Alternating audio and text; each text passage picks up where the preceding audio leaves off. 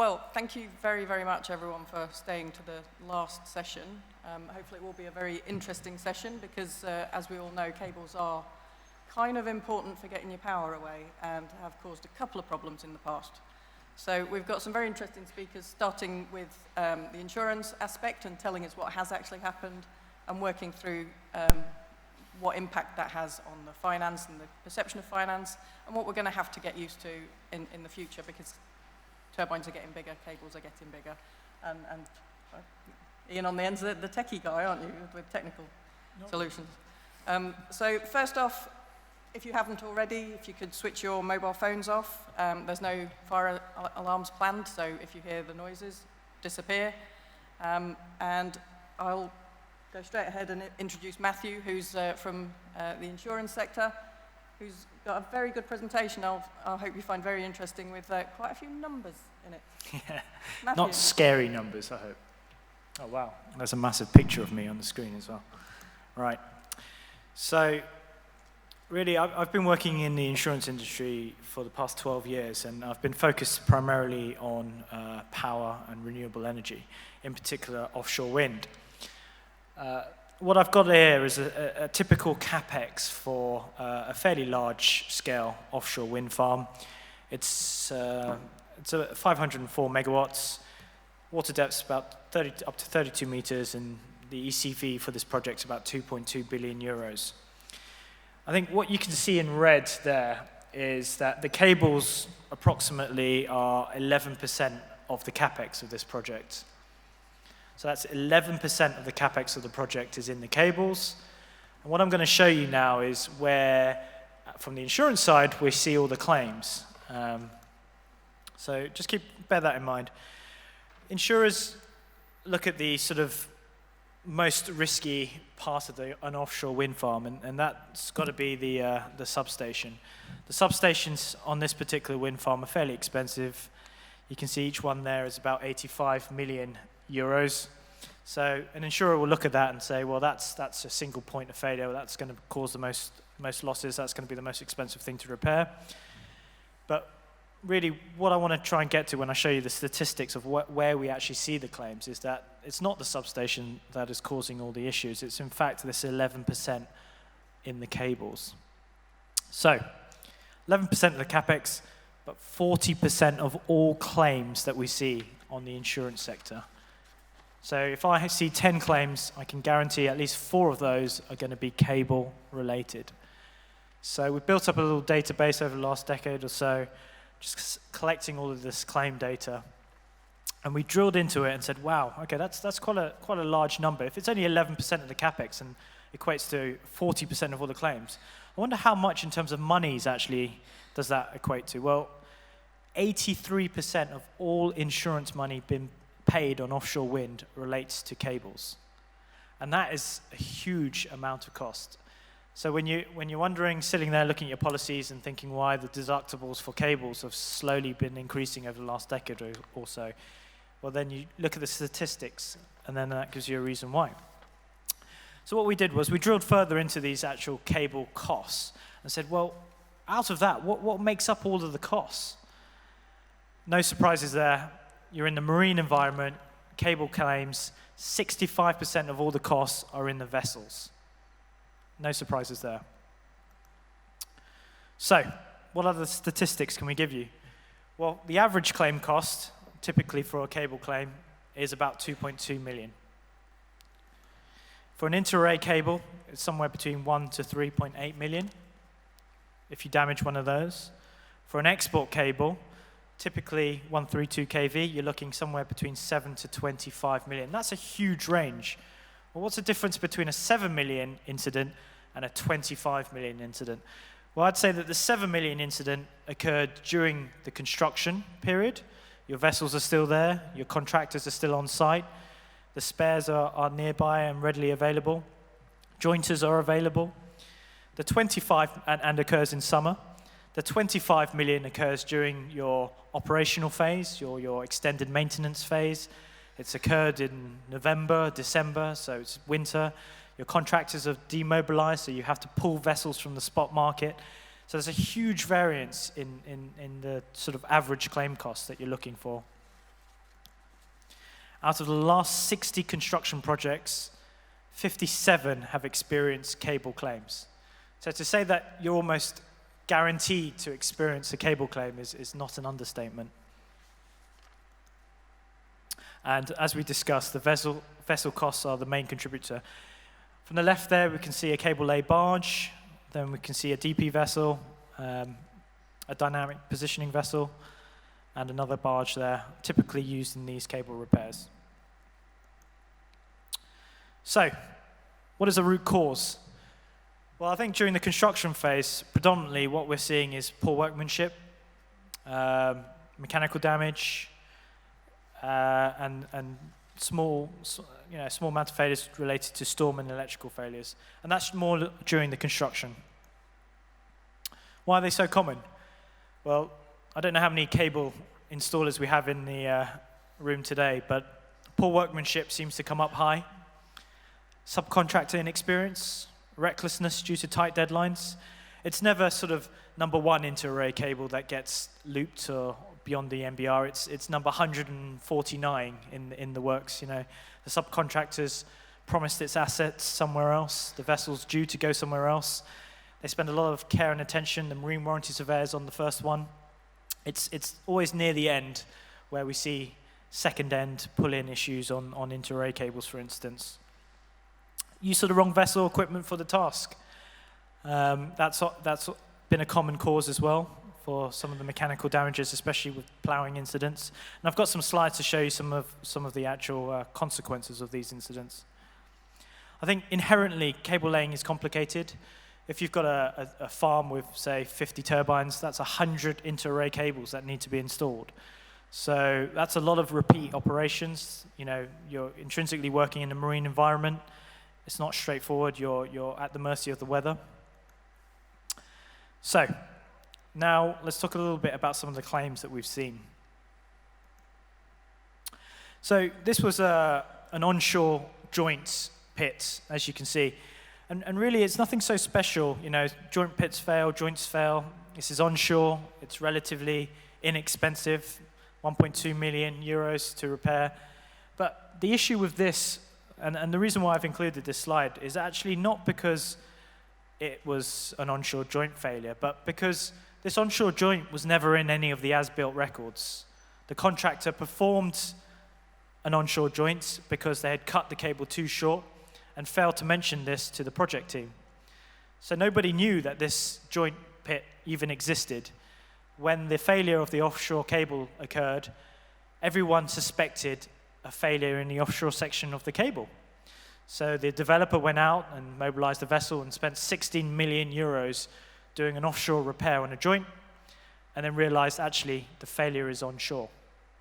They were never looking for a failure onshore because they never suspected one could be in this location. And I think the point there is really the fault location, the fault finding is not so much of it's more of an art form than an exact science. Accurate fingerprinting, you've probably heard about the techniques that they can use nowadays using DTS and DAS and various others using the fibers. But it's certainly not an exact science and does require, you know, a competent person to perform that. Challenging operations. Some of you may recognize this picture. This is a beach landing. Well, quite a complex beach landing. In fact, these are sort of mud flats. You can see the barge, a flat-bottom barge, has gone right up to the coastal defense there. And the export cable has been pulled onshore. I believe originally they tried to directionally drill this cable in. That didn't work. They managed to collapse a few tunnels and lose a few drills in there. They then changed the plan around to try and pull the cable in during low tide. You can see these rollers there. Unfortunately, they didn't have sufficient rollers, and the rollers weren't sufficiently spaced. So they used this huge tracked vehicle to pull the cable onto shore. The rollers sort of pinched onto the cable, didn't allow it to torsionally rotate, and the armoring bird-caged, as you can see there. 3.2 million euros to repair that one. Here's what we can see here is overboarding frame. So we use these to sort of, once you've performed an offshore joint, The cable sits inside this jointed frame, the joint secured inside there, and the cable hanging from both ends there. It's a beautifully designed joint. You can see it's got all these cross members. It's all very well engineered. They tested it onshore. They used concrete ballast to simulate the dead weight of the cable. Everything seemed okay. You've got a lifting point here, this pad eye here, and you've got a maneuvering point, that pad eye there, and everything seemed to work fine onshore. So they brought this frame offshore.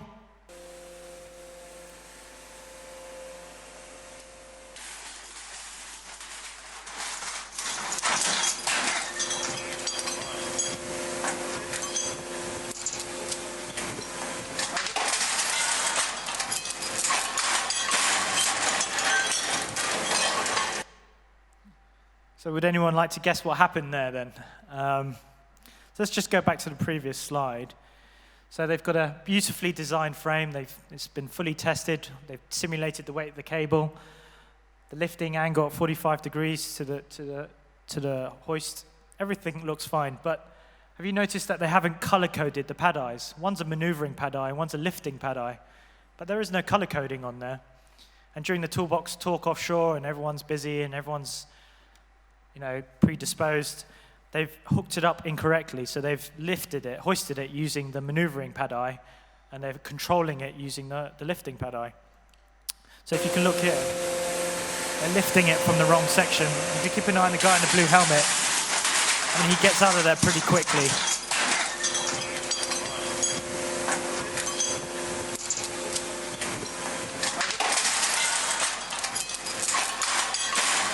And it's just a simple mistake, a very simple mistake, like not color coding your lifting point there.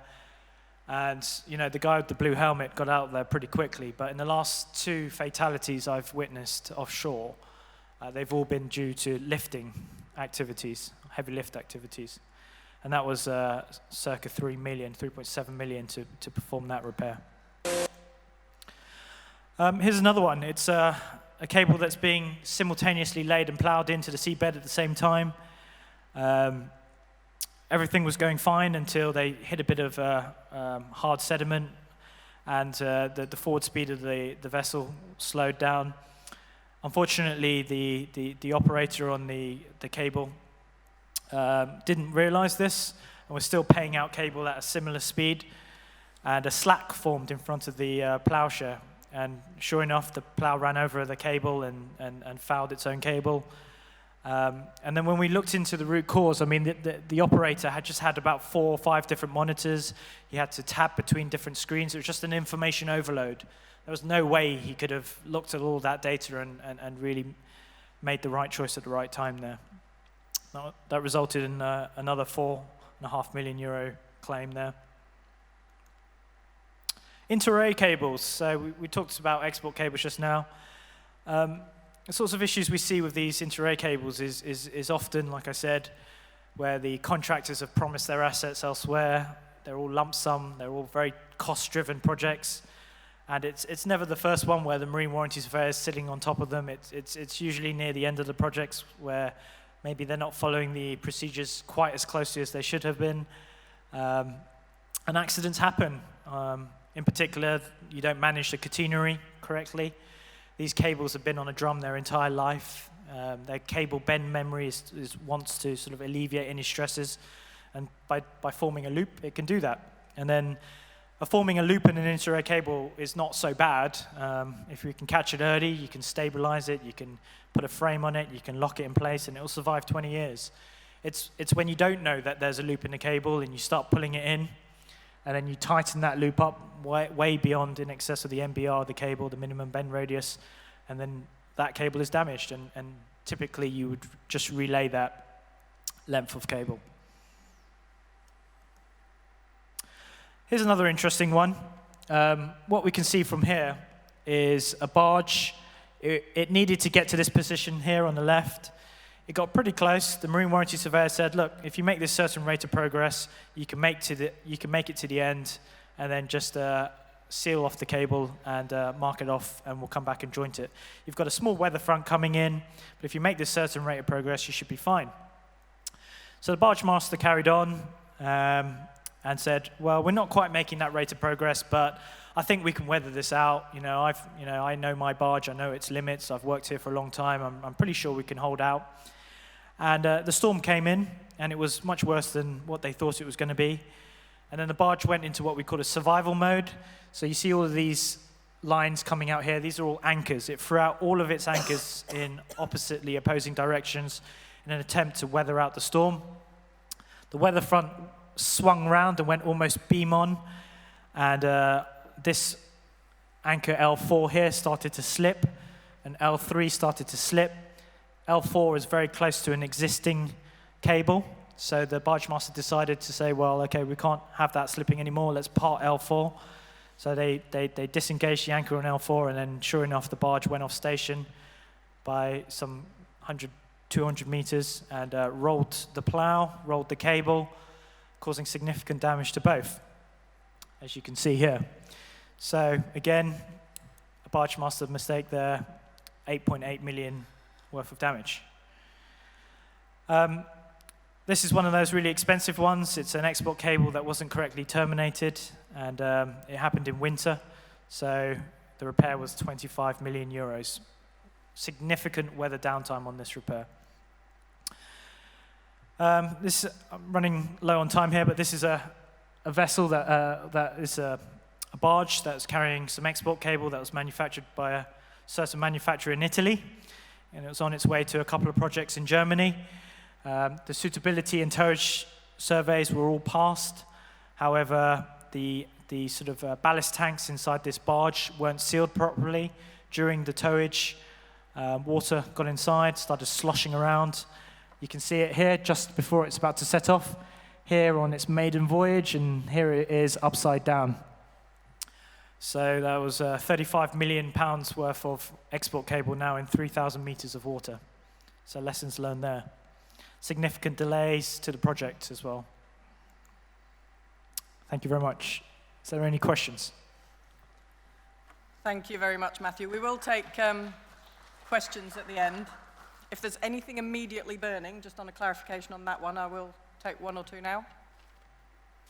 Otherwise, we'll keep it to the end and we'll move straight on. So next speaker is Gauri Kasbekar-Shah from Royal Bank of Scotland, who will advise us on the financial impacts that these cabling failures are having and the perception that financiers have of historic and future projects. Gauri. Good afternoon, everyone. Firstly, thank you to Matthew for really setting the scene. But I just wanted to kind of allay your fears that despite all the data you saw there and the damage that's caused, financiers actually don't necessarily view it in the same way, and actually we see a lot of the risks are mitigated. And that actually is the conclusion of my presentation, but let me take you through the various stages in terms of how we do the analysis and how we get comfortable with those risks.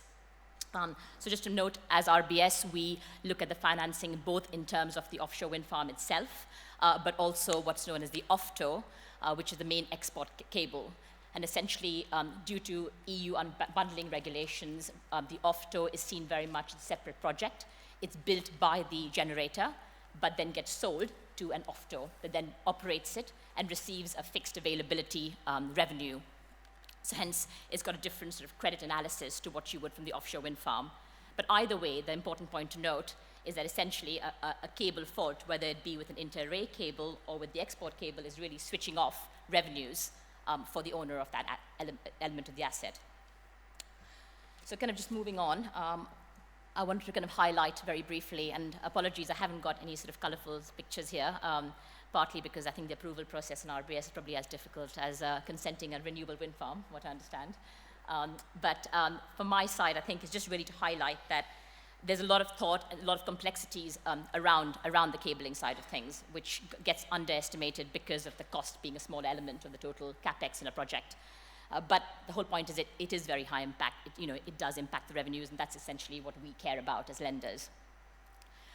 Design phase, very complicated, number of different elements that have to be taken into consideration along sort of the cost, the availability. So you're really balancing a lot of different variables there. Again, standardization isn't something that's there. You typically get quite bespoke solutions. And this is very much about, so depending on where the offshore wind farm is located, the kind of the landfall, there's a number of different, again, sort of technical elements to it, which make it much harder and essentially also add to the costs. I also understand, obviously, things like the sizing of the cable itself as well is an issue, in that you may not necessarily size the cable necessarily to the output of the wind farm or the profile of the wind farm. So again, something that is something that we would focus upon as lenders. But in essence, I think with cable installation, you've seen the pictures, the horrific pictures there in terms of what happens and the sort of high impact that it can have. And from our side, it really is drilling down quite closely into the installation vessels. What is the contracting strategy? What are the weather windows within which you can construct? And sort of building around those things and sort of building contingencies into the capex of these projects, because that's where we do see a number of the issues do arise. So things like the burial of the cable as well, that can change over time. So you've seen the pictures of what happens if sort of a fishing trawler and anchor kind of snags the cable. So those are all things, again, that we build into the financial model to understand the impact on the potential revenues from the wind farm. Supply chain as well, having spoken to people, understand for the export cable, there are sort of 3 main suppliers. That obviously means there's a concentration risk, and therefore problems with, I guess, cost, a lack of competition, and hence lead times as well can be particularly long for those particular bits of the cable. And that, I think, one thing we have seen over the last 2 days is a lot of discussions around the auction processes for offshore wind farms. So we know there's pressure on margins for suppliers. They're getting squeezed as the auction bidding numbers go down. So essentially, it's again an area where we do need to be quite aware that no corners are being cut and that quality is not necessarily going down over time because of that tension.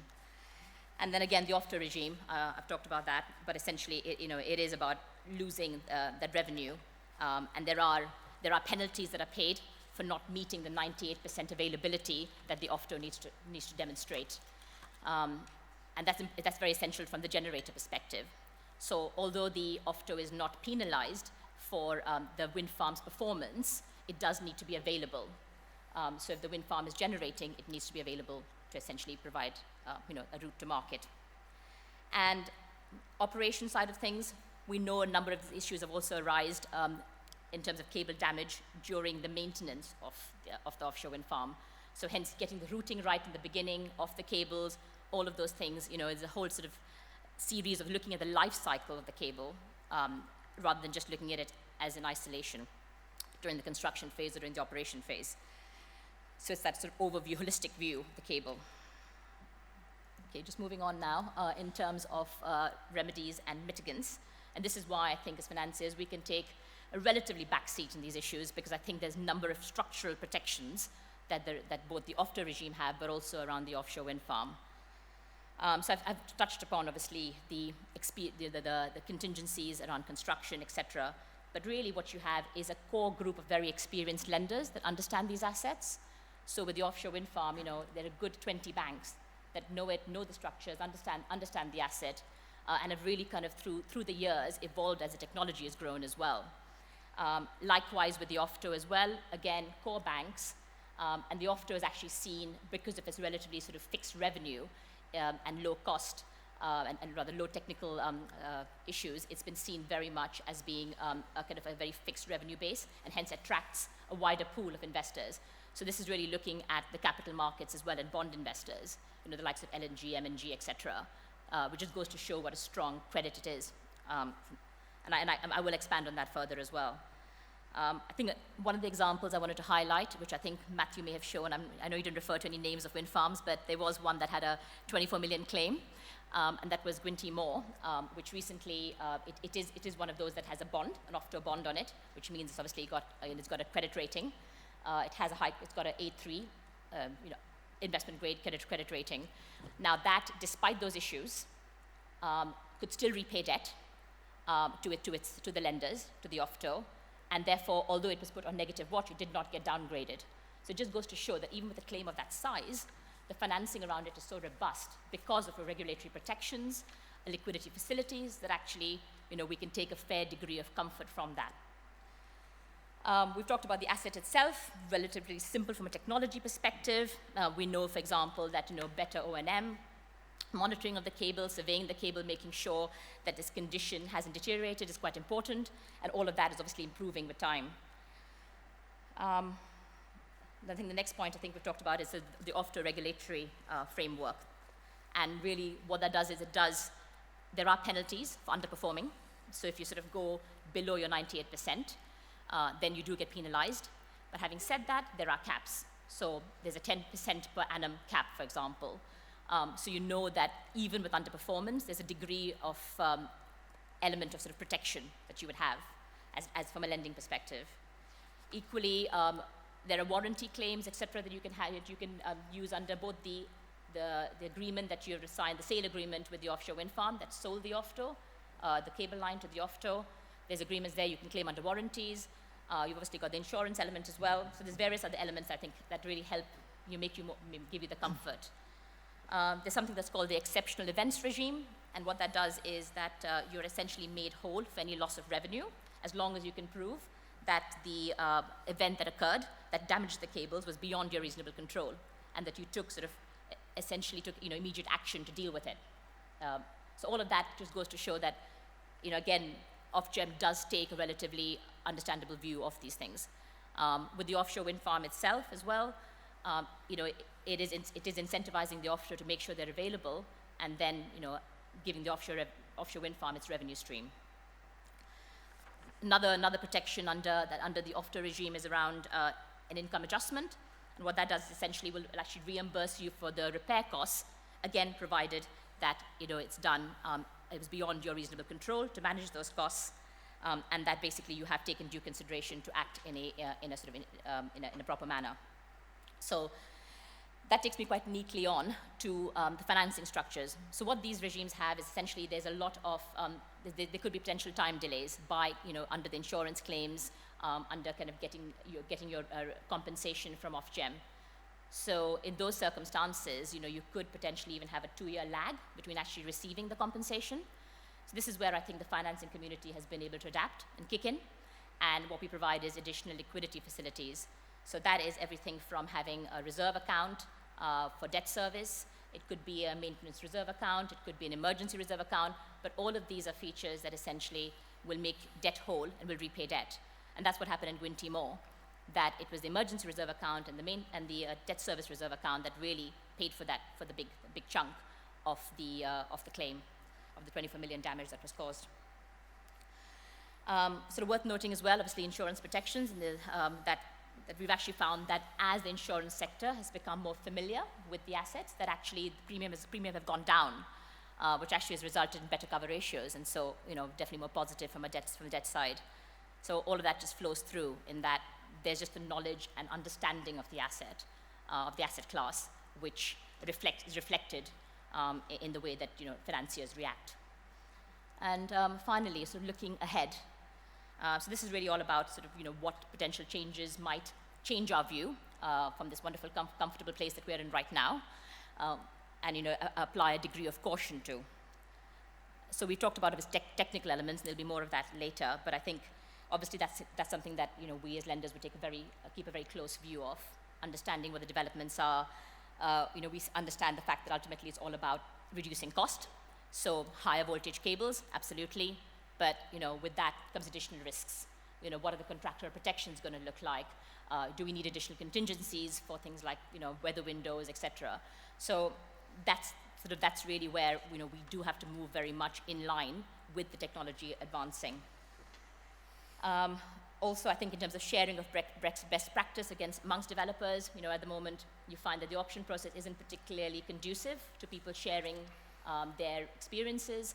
And I said, learning from sort of past historical issues, but actually what you do need is that more collaborative environment where people do share things. One of the things, obviously, that could essentially, change this balance that we have right now and the financier's outlook is, if there's more frequent issues with these cables, more damage, it's seen more as a systemic issue, which will have an impact not only on the insurance side, but very much also in terms of the banking appetite. So it may not just be a case of the appetite reducing, but it could just be the pricing will go up. So we will price in that risk.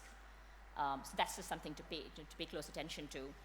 And that's particularly important in terms of the last point, which is that when you are looking to these larger quantums and liquidity that you need For example, we know that you need £100 billion of investment in the UK for the offshore wind pipeline that's going to come forward. Equally, for the offshore element, which is the offshore transmission element, there's a £2 billion investment that's required just for round 5, which is this year and next year. So we're talking big numbers here. And what you don't want is anything to kind of dry up that liquidity because of issues around cabling. So it's really trying to manage that balance and making sure that all the right protections are in place and those continue. For example, we know already that Ofgem, with these claims that are made for compensation, they don't accept them all. They're not just a blank check. They will make sure that they assess them very carefully, and some claims have been rejected. So I suppose the onus really is to make sure that this liquidity is still available, and that is by making sure that the right protections are in place. But I think just, in conclusion from our side, we see it as being strong. And the cabling issue is something that is mitigated, can be overcome, and really the onus is very much on working with the wind farm developers and the technology providers to make sure that financing communities is kept up to speed with the changes and developments. So thank you very much. Thank you very much, Gauri. Any immediate burning questions on that one? Personally, I'd say thank you very much. I find that extremely reassuring. Very happy to hear that the financiers understand our problems. Next up is Jeremy Featherstone from JDR Cable Systems, who will be looking at new things. And I trust that JDR is the name that everyone's seen in the press. Anything new and interesting, Jeremy's doing it. So yeah, please tell us about it. Great, thank you, Elaine, and good afternoon, everybody. Thank you for having me here. So my presentation is going to be a quick gallop through the projects that JDR have been working on from a development side over the last couple of years, which has largely focused around 66 kV array cables, so I'll talk through that. Then I'll also talk through floating wind, which is very much a new hot topic. There was a very good session this morning on floating wind, and I'd just like to discuss in a more detailed way some of the cable aspects there. So just to start with a very quick introduction to JDR, we are an umbilical and cable supplier, so there are some typical products that we have. We've seen a real big shift in our business in the last few years. If you went back 3 or 4 years, we were 80% umbilicals, 20% power cables. That's now the reverse. And primarily that's in inter-array cables. We're not currently a supplier of export cables, but of inter-array cables we have a good market share. So this schematic just shows the breadth of our activities. So from deep water, that sort of historic work in the oil and gas world, which could be in very deep water, dynamic and static applications, through coming up onto the continental shelf, into floating wind, and then into the fixed structure wind in shallower waters. This is just a quick shot of our factory in Hartlepool, 12-meter quayside, so we can load out directly onto installation vessels there. And as well as manufacturing, we have a global services department offering installation, repair, support activities, offshore termination, offshore testing facilities. And something that's changed more recently as well is we've got more of a focus on engineering services and offering studies as a standalone service, as well as a standalone from necessarily product supply, looking at dynamic analysis, fatigue analysis, thermal ratings, electrical systems, seabed stability, all those skills that you need to have to support the design of subsea cable products. So, moving on to the first main topic, 66 kV array cables. I think this is fairly well covered, but why 66 kV? So, the standard for the last 10 years has very much been focused on 33 kV array cables, and that's one of the good standards that's been in the industry. But as turbines have got larger and larger, the move towards higher voltage of inter-array cables becomes inevitable.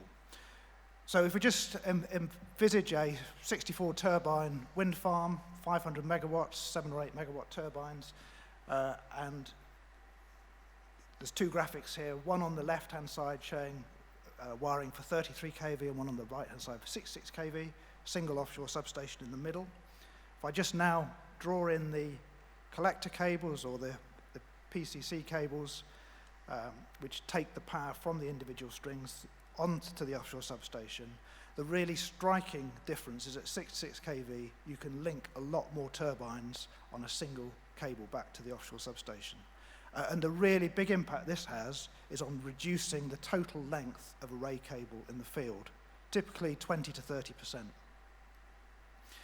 A secondary benefit of that is also reducing the congestion at the offshore substation. But I think what you need to see this in terms of is for the same size of conductor, by increasing the voltage, by doubling the voltage, you're effectively doubling the amount of power you can put down the same size of conductor. And 66 kV, I think, fits with the current 7, 8, 10 megawatt turbine size nicely. So one of the key things in terms of getting new technology into the field is to qualify it. 66 kV cables have been around for decades. But until recently, it's not a very commonly used voltage and would generally be used with a lead sheath. But a lead sheath makes the cable very heavy, very expensive. And what we wanted to do, what the industry wanted to do, was really to extend the 33 kV medium voltage technology up to 66 kV. So the aspects that we needed to go through in order to have a product that we could offer to the market were around type testing. There are well-established standards, both from Seagray 490 and the IEC, for how to do that. There's slightly less well-established standards on how you extrapolate wet age lifetime prediction up to 66 kV, and I'll talk about that briefly. And then, of course, we also not just have to qualify the cable, we have to qualify all the accessories, the factory joints, repair joints, end terminations as well. This is a quick shot of the cable sample that we did all our qualification work on. So that's the top end of the size range, 630 millimeter squared, 66 kV. But as you can see in the cross-section view there, it doesn't look much different to a 33 kV cable. The components are a bit larger, the insulation's a bit thicker, but fundamentally it uses the same processes. Factory jointing has been a big development push for us. In our factory this year, we've done a huge amount of factory jointing, primarily at 33 kV, but we've also developed that same technologies into 66 kV. And on the left-hand side of the slide here, you see the elements that go towards the conductor jointing. On the right-hand side, you see the elements that are related more to the insulation reinstatement.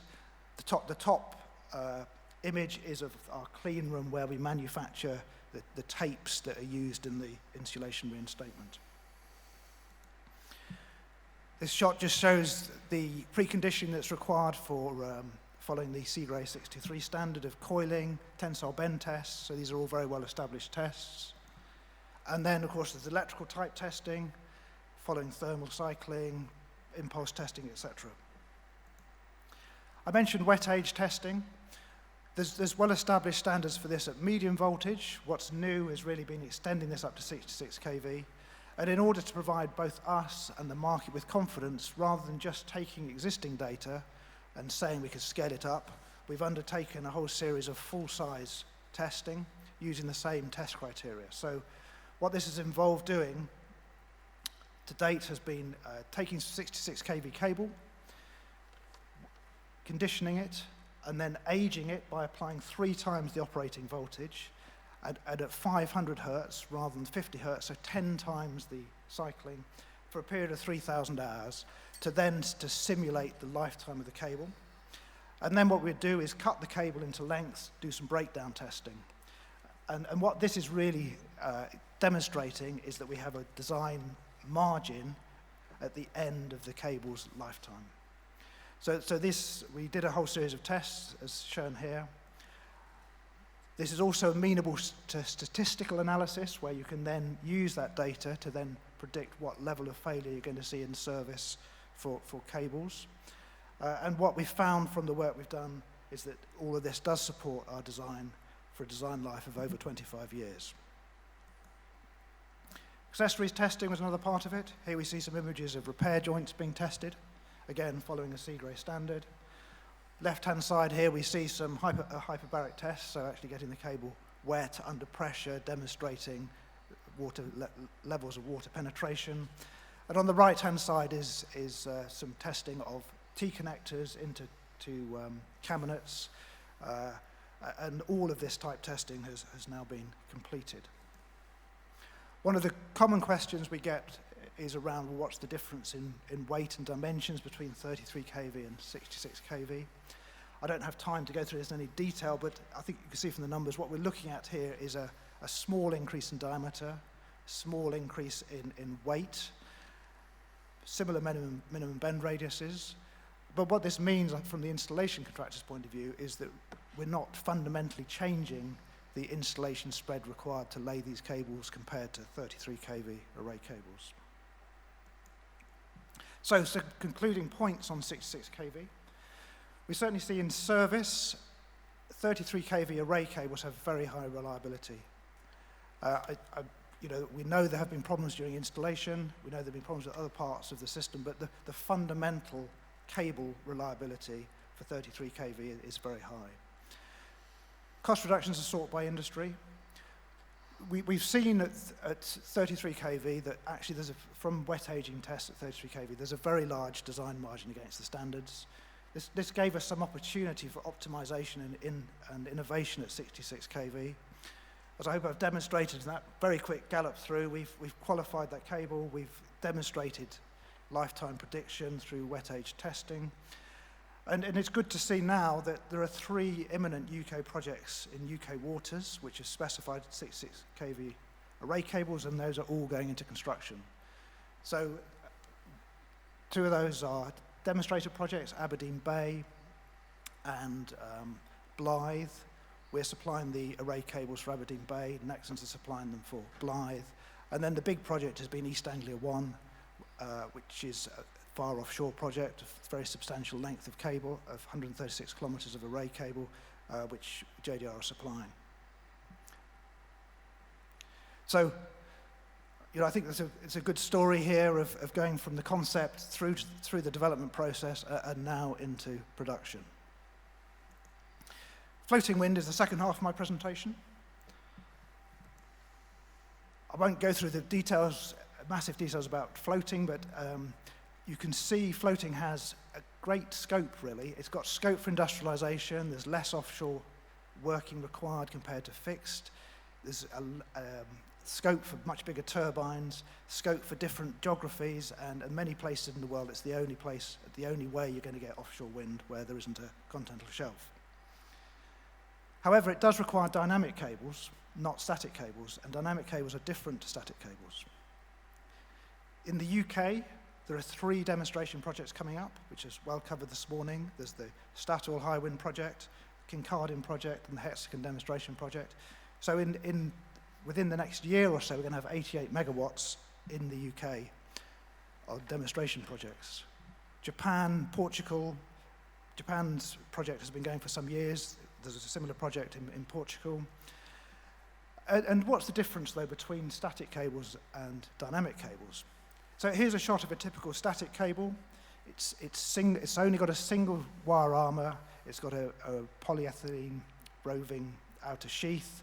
Not an outer sheath. It's got polyethylene roving yarns rather than outer sheath. It's a fairly simple product that can be coiled into static baskets and requires minimum processes through the factory. Dynamic cables are more complicated. You need it to be more torsionally balanced. The cable is dynamic. You can't afford it to throw a loop. So it needs to be torsionally balanced. So that means 2 layers of armouring, contrahelically laid.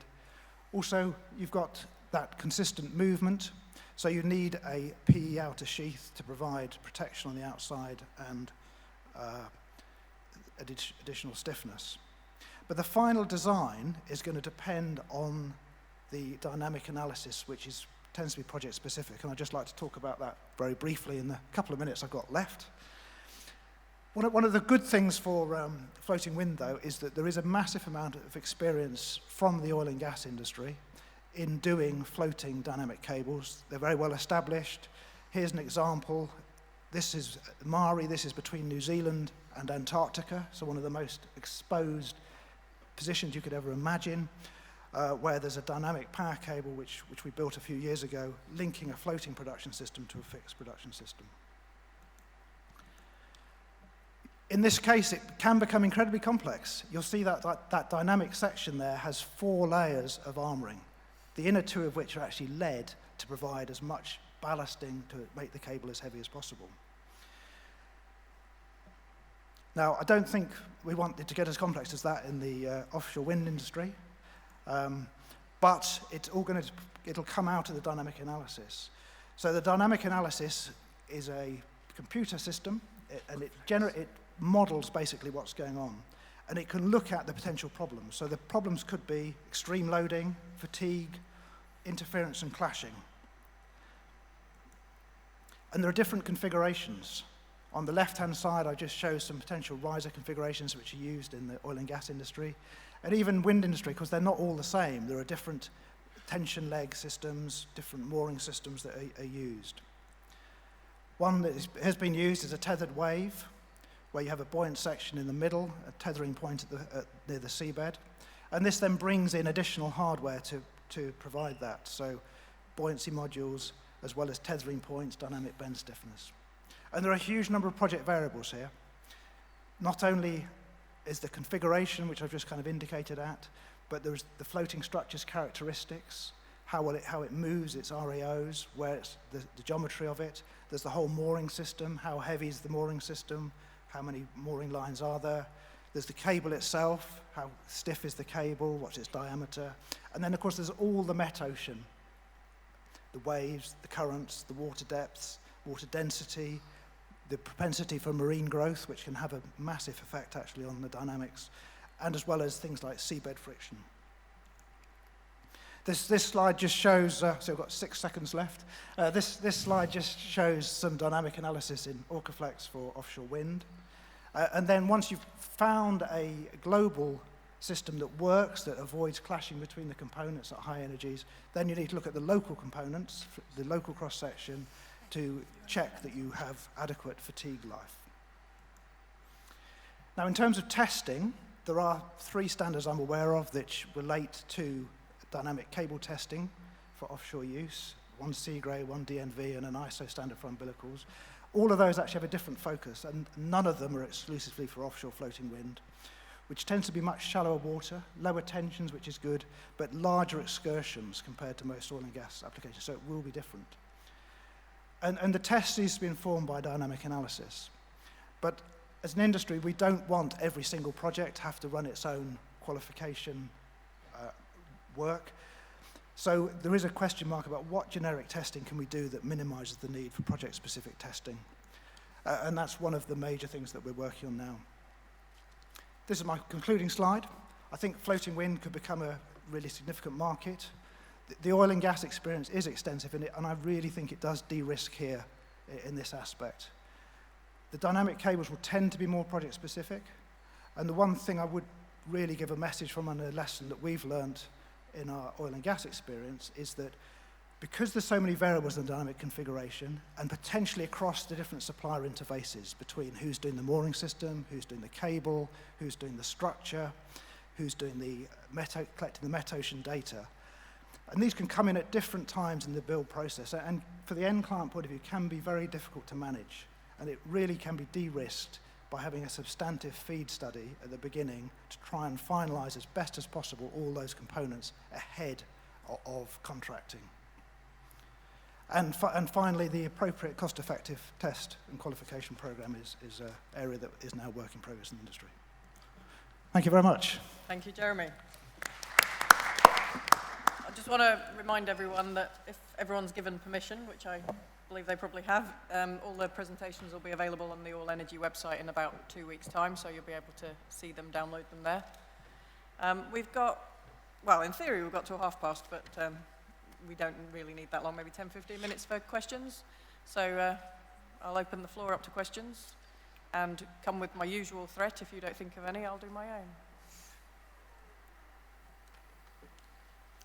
Okay, I'll do my own and give you some more time to think, but what I was thinking was we've got a unique opportunity here with people from very different fields looking at the same issue. So what I'd like to ask, and I'll go down the table, is first off, from the insurance and finance sectors, having seen the presentations of new cabling, new technology, different installation methods, is there anything that gives you more confidence or anything that you think, that worries me, I need to know more? And while you're thinking about your answers to those two, the other guys, I'll flip it and say, you two actually making the cables, making the systems, putting the installation. Is there anything specifically you would like the insurers and the financiers to know, or anything you're saying, this is a risk you should be considering, or this is something you say, and we've heard from your industry is a risk, but actually it isn't, that kind of side. So, Matthew, hopefully there's enough time to have a quick think there. What's your observations from what you've been presented? I think as an industry, we can't stand still. We must move forward. We must drive costs down. And, you know, what would have been the workhorse a few years ago, a 3.6 megawatt turbine is now legacy. You know, nobody's installing those. And that just comes with the technology, comes with the times. So the insurance industry has been very, very good in terms of moving with the technology. And it is moving at such a pace now that every new project comes online, it's almost new elements which insurers have to get their head around. But they do. And, you know, that's why, as a market, the insurance market in, say, Lloyd's and London is very, very unique in that sense in dealing with these new risks. So, absolutely, I think technology has to push ahead, and, you know, insurance will be there to support it along the way. Thank you. Gauri? So from a lender's perspective, firstly, I'd look to where I can pass through the risk, if there is one. But actually, you know, who's really best placed to carry that risk? But really, I mean, as I said earlier in my presentation, you know, we do need to be knowledgeable in terms of even identifying those risks. And that means working not just with technology providers, but with independent third party. So typically, we'd employ a lender's technical advisor who's much closer to these issues. And then kind of really kind of work with them to see whether there are contingencies we can build into it. Are there financing structures that actually would adapt if there are risks that you know, we think are too much for us to take on? So, I mean, that's quite relevant because these projects typically, you know, are highly geared. We're talking 60-70% of the debt, of the capex is covered by debt. And for the offshore in particular, that could be 80-90%. So, you know, this is obviously for us trying to work our risk allocation, but also really, you know, making sure that we do speak to the various stakeholders and counterparties involved. Thank you. Jeremy, the other way then. Yeah, so I think from the supply chain point of view, one of the really interesting things is getting early feedback from the field. Now, very often when things go wrong in the field on an individual project, you can understand this is very confidential issue between the parties. There's contracts which need to be respected, and that's fully understood. But cumulatively, it does need to be fed back to the supply chain so that we make sure that we do learn lessons. And that's why I'd really welcome presentations like the one Matthew gave earlier, which is beginning to give generic feedback to the industry on areas where we know we can improve. We all want to do a good job. We all want everything to be successful, and we need to learn from when things go wrong. That's really sound advice. Thanks, Jeremy. And Iain? Just building on what Jeremy was saying, I think it's putting risk as well in the appropriate place and contracting models. And I came out predominantly with the oil and gas business, and it was always very much supply and demand driven in who took what risk. So again, I just encourage really the upfront to get the supply chain involved early, get the concepts, part of your concept early on, the innovations, the new technology, look at risk as well, put risk at appropriate basis as well, and really just early involvement. And you can't understand how difficult sometimes it is for smaller companies to get that early involvement, because you might be tier 1 lead contractor and you're tier 2 or tier 3. And that's so important because there's a lot of great technologies out there with a lot of companies that can actually mitigate a lot of the risks that we're trying to mitigate here. That's brilliant advice. Hopefully we can act on that. So I'm going to go back to the floor and see if there's anyone actually... Oh, we do, over this side. Hi, I'm Gavin Green, Scottish Power Renewables, Iberdrola, Offshore Wind. So JDR and yourself from Ecosse, you've highlighted some new technologies and innovations that have been put in projects, but what's the next thing? So if we're already doing 66 kV cables and we're already using scar ploughs, etc., what's the next developments? Well, do you want me to go first? I'll go first. Predominantly, we're looking at the subsea side, but areas like ambient lifting. So again, looking at how you can lift things off the seabed.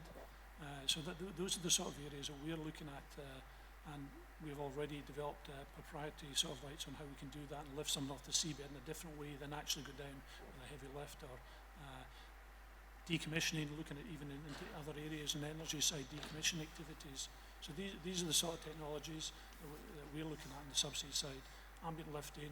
But we're also looking at other traditional things that have been done and finding smarter ways to do it. And even on the carousels and spooling and areas like that, on the technology where you can save ultimately make these developments more effective. But ambient lifting is an area that we see key for the future. Yeah, I think I didn't want to present that as the fight. It's a good question, actually, because, yes, that's not the end of the development of technology. I think we're going to see endless new technologies coming in and possibly more step-by-step developments. So some of the things that we're looking at, I mean, there'll always be a push to reduce the cost further, taking out costs wherever you can. It's a very competitive market. Certainly in array cable supply, there's a lot of companies bidding for every array cable job. So there's a good market push there for new innovation. So what are the other ways of taking out costs? I think one of the areas that we're looking at now is which possibly has an element, not on every project, but on some projects, in terms of pre-terminating array cables, maybe done at one end. If you can move some of that work that would need to be done offshore, move it onshore, fully test it onshore before you go offshore, there may be some scope for that. Another area is always going to be around taking cost out through other ways, through maybe rating cables operating cables at higher temperatures, trying to reduce the conductor sizes, accepting dynamic ratings. And one of the restrictions to that type of thing is standards. People want to work within standards where they can for obvious reasons, but quite often to innovate, you're going to need to go outside standards. So there's a kind of creative tension really there between taking risks by working outside standards or being within standards, but not being able to offer the lowest possible cost solution. Can I maybe just add something there, Jeremy, as well? When you look at the innovation coming in, I put it in three categories really. There's the scope, and it's deciding how you do it and what you're going to do. There's then the specification, as Jeremy said, what is the specification? And then there's actually the ultimate, how you influence the cost of the supply chain. When you look at the first two, that is where 80% of the costs are, is in the scope and the specifications. And this is not about cutting people's margins or things like that. It's all about get those things right. That drives your cost base down. And that's the experience that I've seen over the years in the oil and gas industry as we concentrate on your scope and your spec. The last part, the 20%, is that competitive side in the market. One of the areas that we see actually is very different from the oil and gas side is the number of contractual interfaces in offshore wind. So you might have someone like Jeremy who manufactures the cable, who then gives it to someone else who may install the cable, who then sells it to someone else who operates the cable, and before you know it, it's changed hands about 4 or 5 times. And each of those have contractual risks, there's interface risks involved, and there's whose responsibility it was to do this and do that. We don't necessarily see that in the oil and gas side where it's not as cost-driven. You know, there is a bit more money to play there. You might have one manufacturer who installs it, commissions it, tests it, runs it, and operates it. And I think that would go a long way in sort of reducing the risks that we see on some of the slides earlier. I hope that answers your questions. I'm just really pleased to see people like we haven't even done 66 kV asking what's after that. It means our industry is not stopping. Got another question there?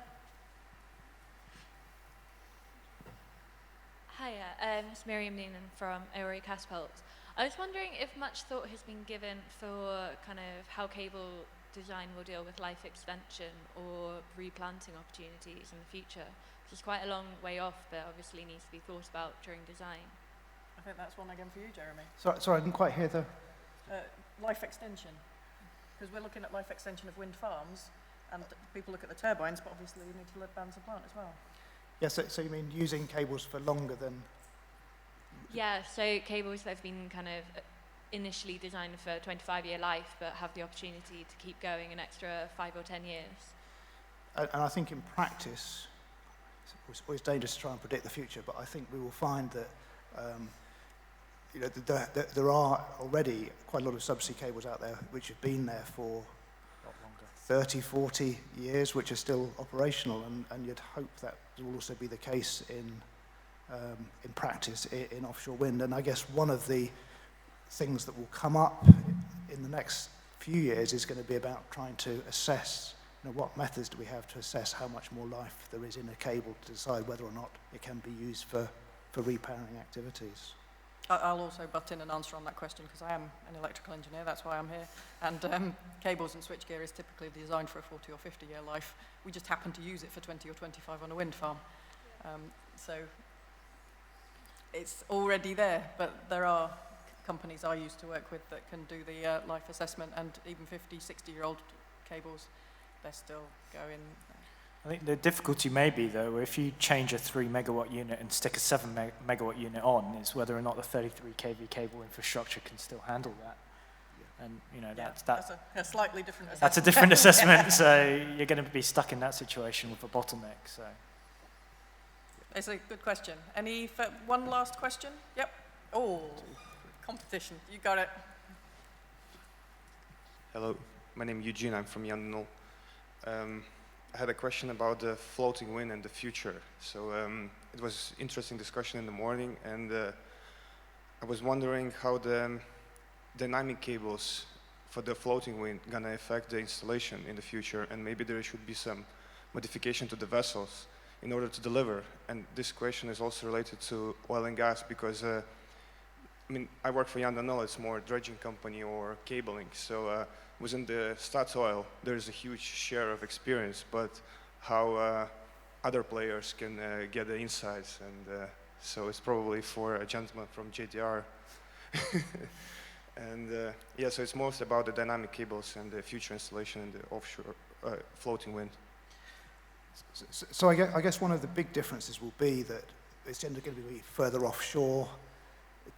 There may be that tend to move more towards oil and gas type vessels, probably away from coastal vessels.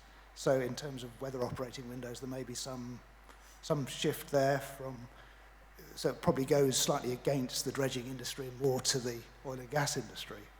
But whether that's a big factor or not, I'm not sure, because in general, I think the lengths and the handling characteristics of the cables that we see in dynamic fields will be very similar to what we currently see in the mainstream fixed structures. That answer the question? I think I'm going to draw it to a close here. We do have the speakers available and around for another 10 minutes or so if you want to catch them individually with any further questions you have, or you didn't want to raise, or you did want to raise, but I'm not allowing you, sorry. So thank you guys very much for staying to the end of the conference. Hope you've had a great conference, and join me in thanking the speakers.